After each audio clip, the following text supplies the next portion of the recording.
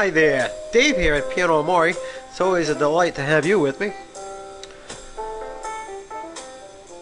Just sitting back here relaxing with a cup of coffee, enjoying the sounds of two of the greatest jazz piano legends of all time, Oscar Peterson and Count Basie. Gosh, when you hear this performance, it sort of adds a whole new meaning to the phrase, less is more. Wouldn't you agree?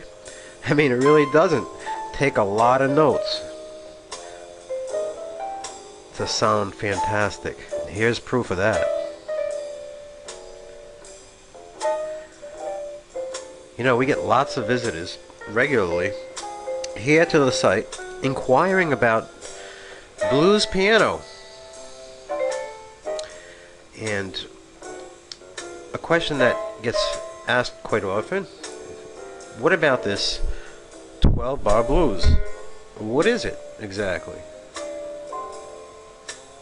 So I thought I'd present that here to you today.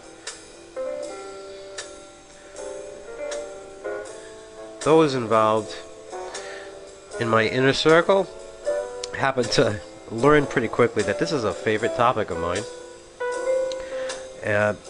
And we do get into a lot more detail regarding aspects of blues and jazz and a whole lot of other things in the inner circle.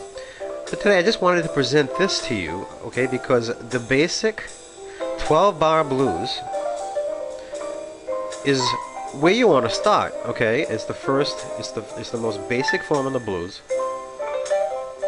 I mean, this is the blues stripped down to its most essential form.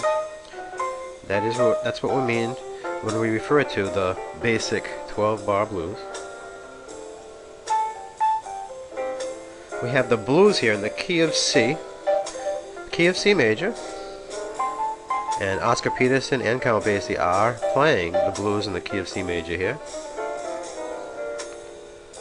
So what is this 12-bar blues?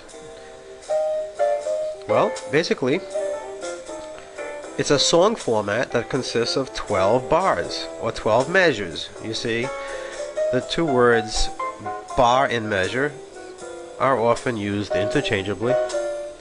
So we have 12 measures, or 12 bars. Now we are in the key of C major here.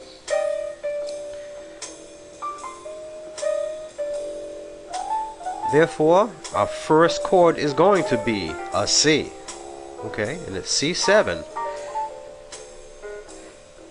Now in the key of C, C is the one. The C7, this would be the one chord. Basic 12-bar blues consists of that one chord, the 4 chord, which is F7 here, and the 5 chord, G7.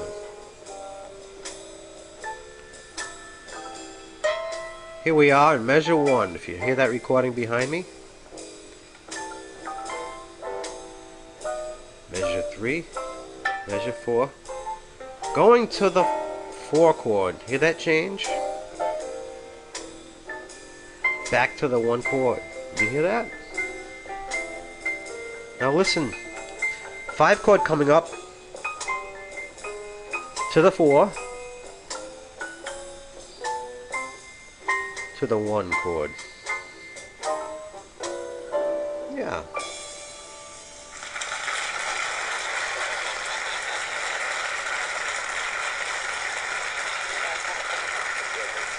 Well, I just wanted to mention here that if you were really listening closely, you would hear in that performance Oscar Peterson and Count Basie, of course, started on that 1 chord, and there was a different chord here.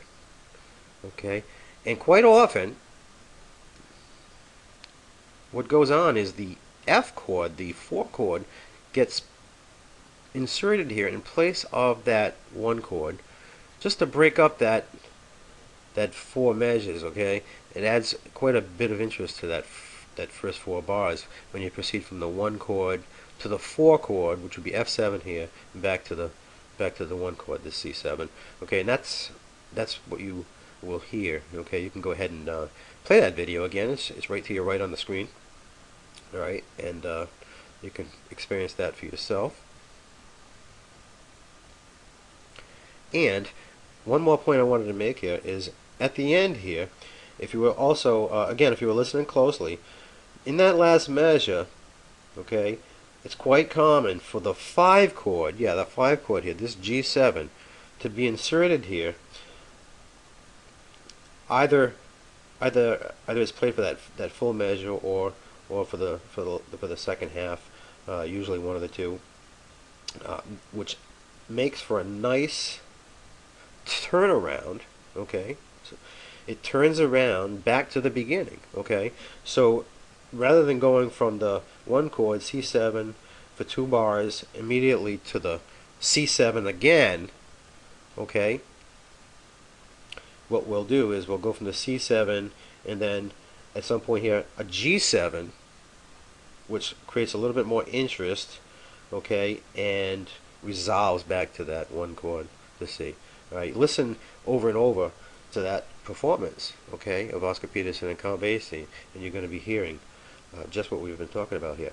All right, I hope to see you at some point in my inner circle. Meanwhile, while you're exploring that inner creative musical genius that lies within you right this very moment, remember always, always play with passion.